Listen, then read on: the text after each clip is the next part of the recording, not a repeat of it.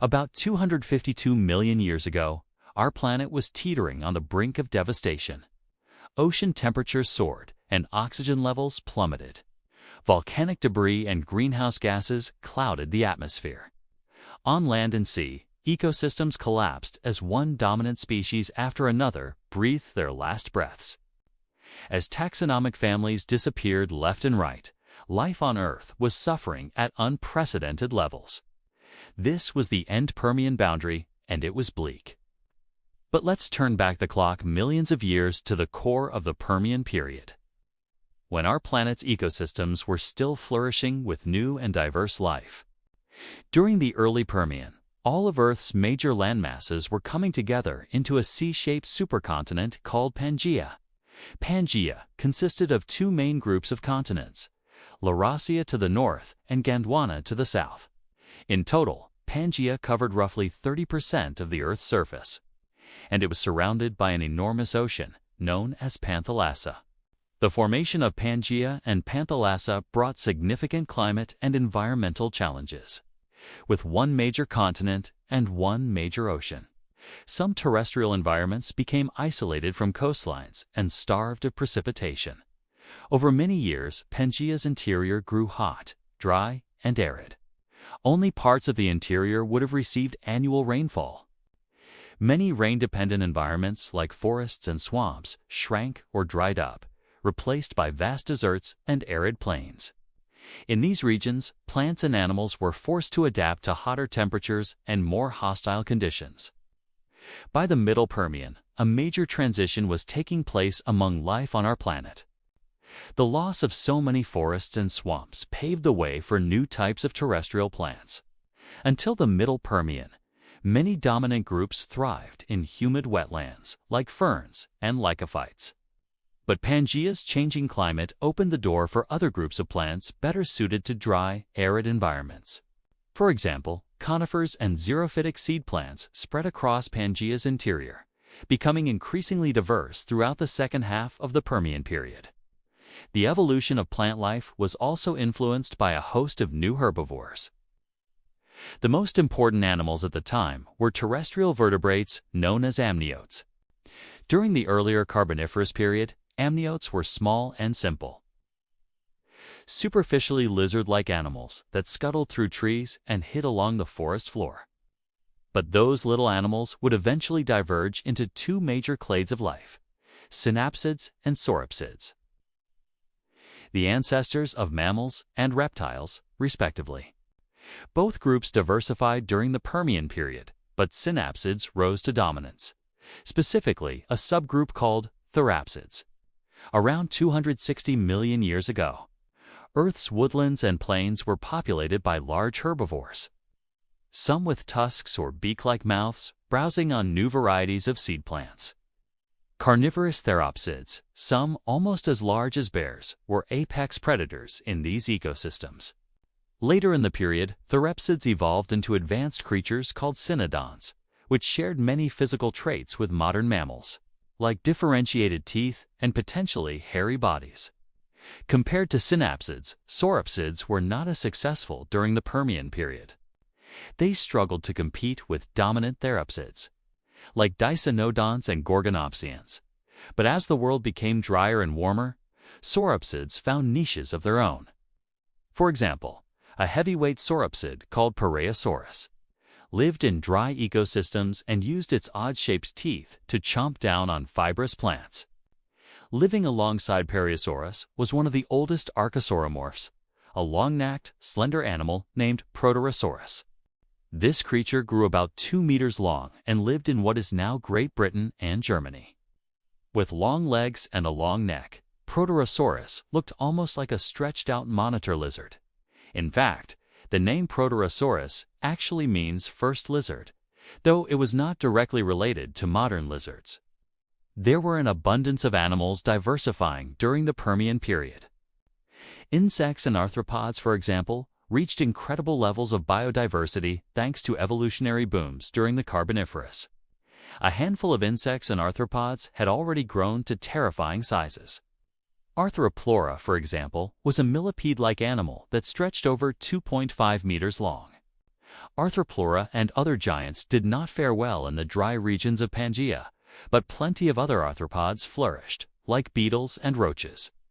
While terrestrial ecosystems complexified, marine fauna rode their own wave of diversity and specialization. In lush, shallow waters, brachiopods and bivalves lived comfortably along the ocean floor, alongside sea urchins and many types of colorful starfish. Swimming over their heads were spiral-shaped cephalopods, feeding on plankton, small crustaceans, and a variety of other marine organisms. Fish were also commonplace, including cartilaginous fish like ancient sharks. Had the Permian ended in a peaceful manner, there is no telling how life on our planet may have evolved. But as this period came to a close, the trajectory of life would be forever changed by the greatest extinction event in Earth's history. This event is known as the Permian-Triassic or PT extinction, and it marks the boundary between the Paleozoic and Mesozoic eras.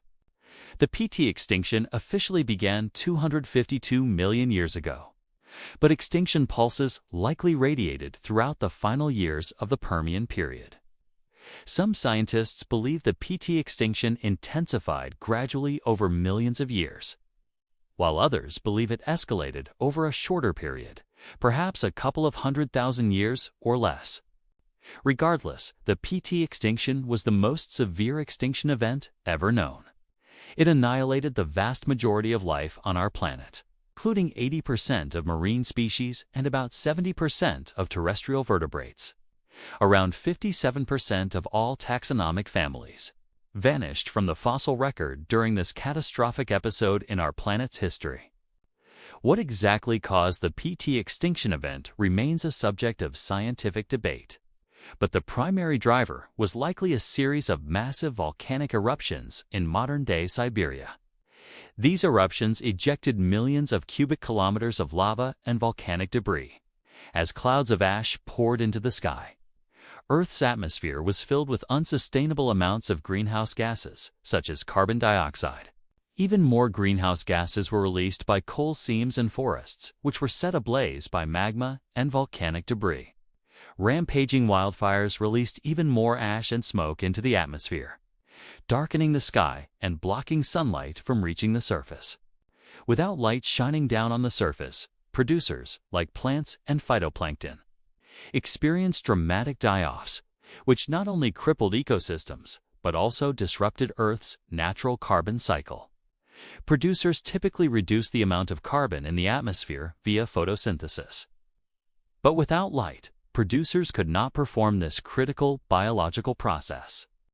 As a result, massive amounts of carbon dioxide lingered in the atmosphere, thus trapping heat and raising global temperatures. This temperature crisis would have severe consequences for Earth's climate and biosphere. Conditions were already warm during the late Permian, but the PT extinction event caused temperatures to climb to deadly extremes. Ocean temperatures reached as high as 40 degrees Celsius in tropical waters, much too warm for most marine animals to bear. This warming trend also made it harder for the oceans to retain oxygen, triggering widespread anoxic events in which large ocean areas were starved of the oxygen necessary to sustain life. This was especially devastating for populations of marine invertebrates living along the ocean floor. Trilobites, blastoids, and rugose corals were just a few of the invertebrate groups that vanished around 252 million years ago. Larger marine animals also suffered dramatically. Several vertebrate groups, like eugenodontids and edistids, disappeared from the fossil record. At all trophic levels, this extinction event was a death sentence for marine life. The greatest losses during the PT extinction occurred underwater. But terrestrial ecosystems experienced their own waves of devastation. Many groups of large animals dwindled and died off, including apex predators, like gorgonopsians, and heavyweight herbivores, like parasaurs. Even some groups of insects, which were more resistant to the extinction, declined dramatically. As dominant populations weakened, the dynamics of terrestrial ecosystems became unstable, opening the door for new species to rise from the shadows. As the PT extinction came to an end, the sun rose on a new chapter in the history of life. It was the dawn of the Triassic period, the first period of the Mesozoic Era. And ecosystems were beginning the long road to recovery.